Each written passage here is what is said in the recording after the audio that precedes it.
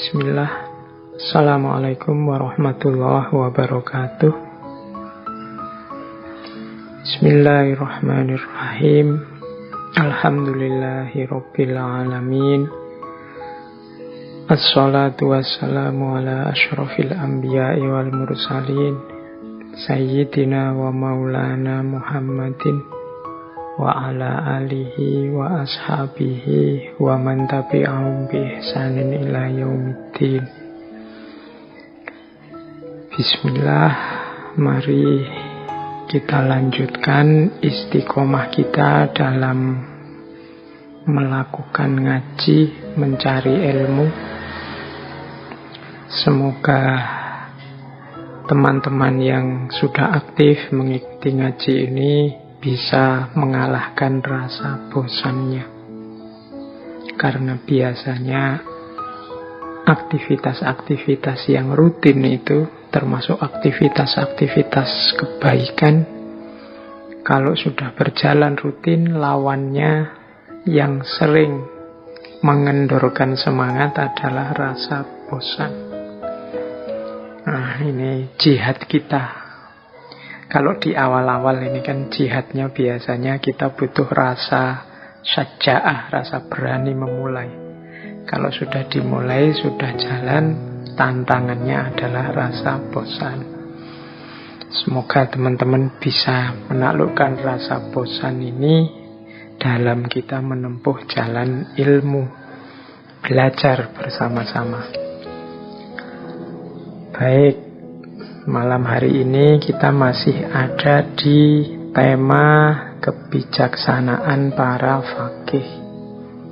Kita belajar bijaksana sebagaimana para ulama besar mazhab, Imam Abu Hanifah, Imam Malik, dan malam hari ini Imam Syafi'i. Insya Allah minggu depan kita mengkaji Imam Ahmad bin Hanbal. Baik, langsung saja ya, saya mulai membahas Imam Syafi'i. Tidak perlu diberi pengantar macam-macam ya. Apalagi pengantar-pengantar tema-tema yang aktual hari ini, teman-teman jauh lebih mengikuti daripada saya. Sering sekali, dua kali ada yang tanya saya, meminta saya menanggapi problem-problem yang aktual hari ini. Ya bukan apa-apa kalau saya tidak komentar, karena sejauh yang saya tahu, orang-orang besar, orang-orang penting, para ulama yang kita muliakan, banyak juga yang sudah komentar. Insya Allah mereka ini pendapatnya, pandangannya jauh lebih baik, jauh lebih berkualitas daripada kalau saya memaksa untuk komentar. Khususnya dalam hal-hal yang saya tidak serius mengikuti. Jadi, tidak ada orang yang ngerti segalanya, termasuk saya. Makanya mohon maaf buat teman-teman yang kadang-kadang bertanya, kadang-kadang meminta sesuatu, saya tidak bisa menjawab dengan memuaskan, atau saya tidak bisa nuruti keinginannya. Insya Allah sangat banyak orang lain, sangat banyak tokoh yang lain yang mampu menjawab problem teman-teman dengan lebih memuaskan, bisa memenuhi keinginan teman-teman dengan lebih menyenangkan. Baik, kita tetap istiqomah dengan gaya dan model ngaji kita saja. Anggap saja ini semacam selingan dari banyak isu-isu besar yang sekarang ramai dibahas orang, biar kita tidak capek. Apalagi insya Allah tema-tema yang kita angkat ini sedikit atau banyak ada relevansinya dengan kehidupan kita sehari-hari. Apalagi malam hari ini tema kita Imam Syafi'i. Muslim Indonesia itu di mana-mana selalu disebut mazhabnya yang mayoritas adalah mazhab Syafi'i.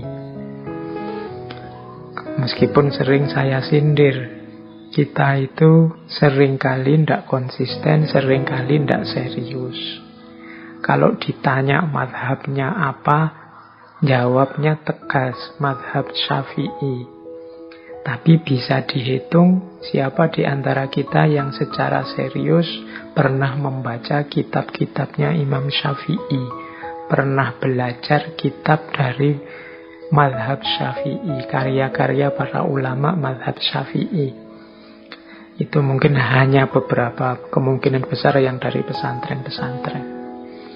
Banyak yang tidak serius mendalami meskipun bilangnya madhabnya madhab Syafi'i. Mulai malam hari ini kita coba ya berkenalan dengan beliau, kita coba serius. Kalau kita mengklaim bahwa kita ini bermadhab Syafi'i, paling tidak kita kenal siapa itu Imam Syafi'i. Setelah itu ya harusnya teman-teman juga punya rasa penasaran untuk membaca pendapat-pendapat, pandangan-pandangan Imam Syafi'i dari kitab-kitab beliau. Oke, baik, kita awali, kita kenalan dulu nggih sama beliau ini, tokoh besar yang luar biasa dalam sejarah Islam.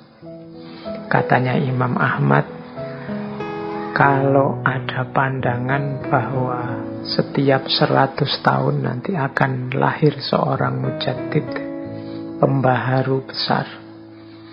Nah, menurut Imam Ahmad, Imam Syafi'i adalah salah satu di antaranya. Sebelum Imam Syafi'i ada Khalifah Umar bin Abdul Aziz. Ini pendapatnya Imam Malik. Yang jelas, tidak ada yang tidak mengakui kebesaran tokoh kita malam hari ini. Kebesaran seorang Imam Syafi'i. Beliau ini lahirnya di Gaza, Palestina yang sekarang bermasalah. Beliau lahir tahun 150 Hijriah. Kalau dikrus ke Masehi sekitar tahun 767 Masehi, jadi sekitar abad ke-8. Tanggalnya 28 Agustus. Nanti beliau ini meninggal tahun 820 Masehi. Jadi usia beliau tidak terlalu panjang, sekitar 54 atau 53 tahun. Tapi karya dan peninggalan beliau luar biasa. Nama lengkap beliau adalah Abu Abdillah, berarti punya putra namanya Abdullah, Muhammad bin Idris bin Abbas bin Utsman bin Syafi' bin As-So'ib bin Ubaid dan seterusnya. Ini kalau dalam tradisi Timur Tengah ini silsilah ini penting sehingga dijaga benar rangkaiannya, diingat-ingat. Nah, kalau dalam silsilahnya Imam Syafi'i ini nanti bertemu dengan nasabnya Kanjeng Nabi Muhammad itu di Abdul Manaf bin Qusay. Jadi ini nanti nasabnya ketemu dengan nasabnya Kanjeng Nabi. Imam Syafi'i ini yatim sejak usia 2 tahun. Dan nanti beliau dibesarkan dengan sangat serius, khususnya untuk menimba ilmu oleh ibunya. Ibunya Imam Syafi'i ini waktu mengandung bermimpi dari perut beliau keluar bintang. Yang bintang ini kemudian pecah dan memancarkan cahayanya ke banyak negeri. Nah, ini terus ada yang meramalkan bahwa putra beliau nanti akan jadi orang besar yang memberi banyak manfaat. Nah, ada kalimat yang terkenal sekali dari Imam Ghazali tentang masa kecil beliau. Beliau bilang begini, Saya hafal Al-Quran usia 7 tahun dan hafal Al-Muwatta usia 10 tahun. Nah, bisa dibayangkan ya kecerdasan seorang Imam Syafi'i. Umur 7 tahun sudah hafal Quran, umur 10 tahun hafal kitabnya Imam Malik yang kita bahas minggu lalu, Al-Muwatta, yang isinya sekitar 1.700-an hadis. Nah, ini Imam Ghazali hafal pada usia 10 tahun. Ya, ini saja sudah menggambarkan bagaimana cerdasnya seorang Imam Ghazali. Nanti beliau ini juga belajar secara khusus bahasa Arab yang murni. Nanti beliau ini belajar ke Mekah ke satu suku, yaitu namanya Bani Hudzail. Bani Hudzail ini suku yang terkenal kefasihannya dalam bahasa Arab. Dan di sanalah nanti Imam Ghazali berguru tentang bahasa Arab.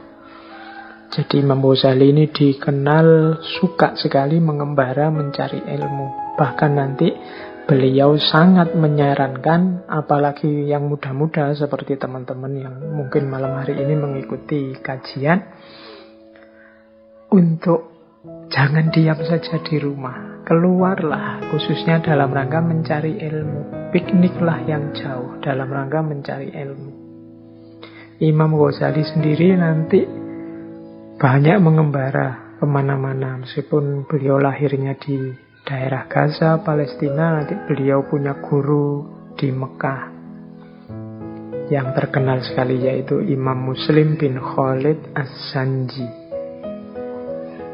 Ini seorang faqih besar, dan nanti dalam bimbingannya Imam Syafi'i ini diizinkan memberi fatwa pada usia 15 tahun.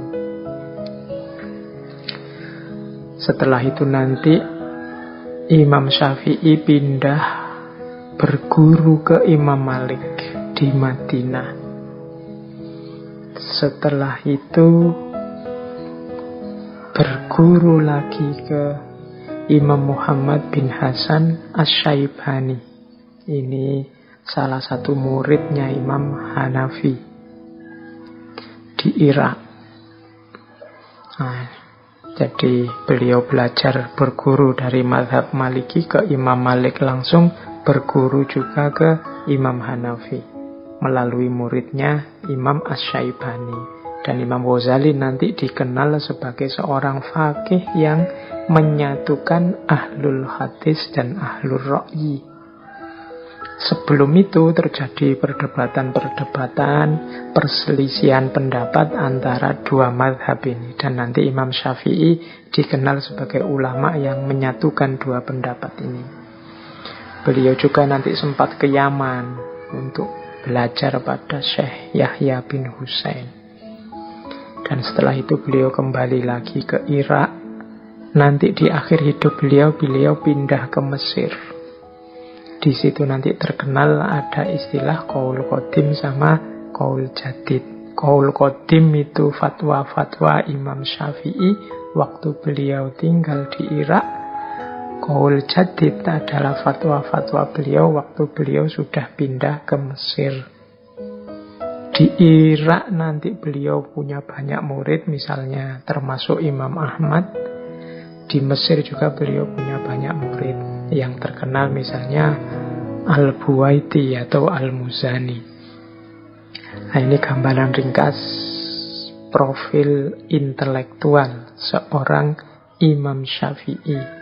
Karya-karya beliau sangat banyak. Yang paling populer, yang sering kita dengar biasanya dua.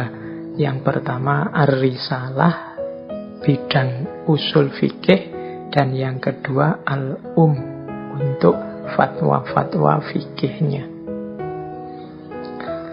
Oke, kalau dari sisi profil fisik ya ada yang bilang Imam Syafi'i ini ya tipikal orang Timur Tengah, tinggi, besar, tampan, suaranya merdu. Ada banyak riwayat kalau Imam Syafi'i sedang membaca Al-Quran, banyak orang yang menangis. Terus Imam Syafi'i ini orangnya sederhana, jadi berpakaiannya juga sederhana. Sering pakai sorban dengan gaya orang Badui, orang pedalaman. Dan beliau sukanya pakai boot, jadi sandalnya, sepatunya pakai boot. Oke, baik teman-teman, itu informasi-informasi biografis yang saya kira teman-teman juga sudah tahu bagi yang serius bermadzhab Syafi'i.